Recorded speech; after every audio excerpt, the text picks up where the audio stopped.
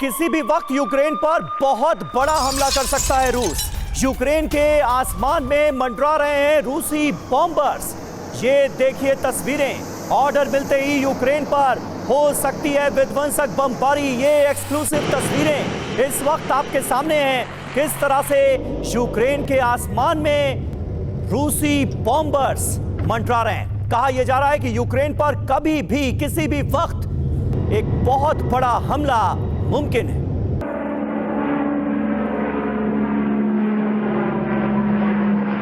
देखिए, रूस करेगा हमला, फिर दहलाया जाएगा यूक्रेन को। यूक्रेन पर किसी भी वक्त हमला कर सकता है रशिया, ये खबर सामने आ रही है। यूक्रेनी एयर स्पेस में घुसे रूस के घातक फाइटर जेट।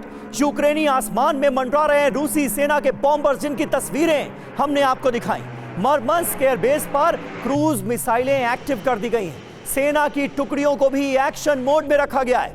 ऑर्डर मिलते ही यूक्रेन पर हो सकता है बहुत बड़ा हमला, इसके आसार साफ तौर पर नजर आ रहे हैं। आरएसएन सिंह साहब, किस तरह से आप देखते हैं इन तैयारियों को? एक तरफ तो बात हो रही है सीज फायर समझौते पर हस्ताक्षर के लिए, जिसके लिए दोनों पक्ष तैयार नजर आ रहे हैं, और दूसरी तरफ हम देख रहे हैं जंग के मैदान में अभी भी बारूद बरस रहा है और ज्यादा बड़े हमले की तैयारी कर रहा है रशिया।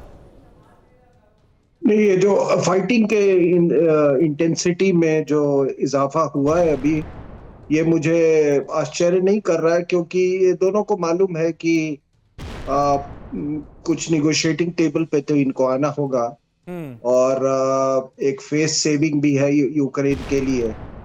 और जहां तक निगोशिएटिंग टेबल की बात है, तो उसमें रशिया को जो इलाके चाहिए थे, जो कि रशियन बहुल इलाके हैं, डोनेट्स्क, लुहांस्क ये जैसे, वो तो उनको हासिल हो गए हैं।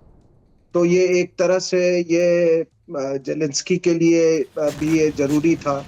अब कौन किसको प्रोवोक किया है मैं नहीं जानता हूँ,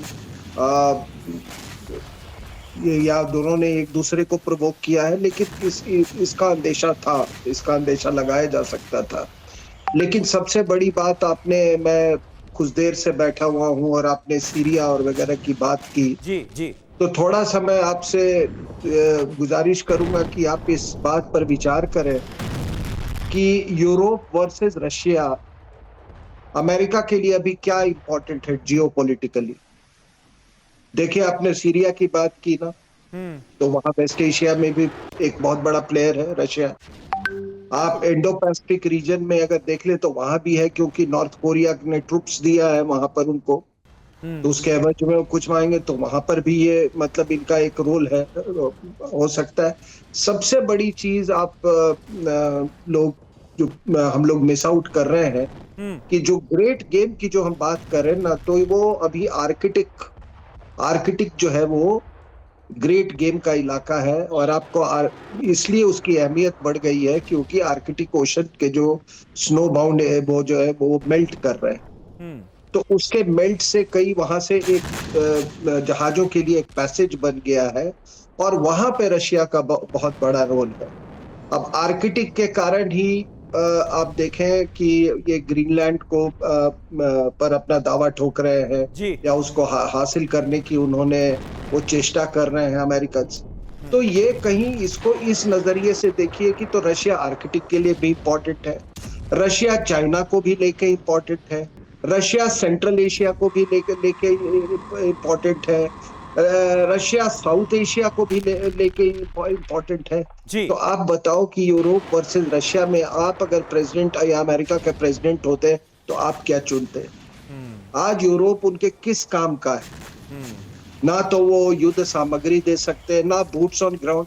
आपको मालूम होना चाहिए कि 1 लाख ट्रूप्स, लगभग 80,000 से 1 lakh troops, American troops Europe में, अगर वो वहां से निकल जाते हैं तो ये 1 लाख मैन पावर वो कहां से? बिल्कुल, यानी आप कह रहे हैं कि डोनाल्ड ट्रंप ने बहुत सोच समझ कर ये फैसला किया है, और जिस तरह से अब अमेरिका रूस के साथ खड़ा नजर आ रहा है, रूस के पाले में जाता हुआ नजर आ रहा है, अमेरिका और रूस एक प्लेटफॉर्म पर खड़े नजर आ रहे हैं, अमेरिका और यूरोप के संबंधों में सीधे तौर पर दरार हमें नजर आ रही है। इसके पीछे एक सोची समझी रणनीति है।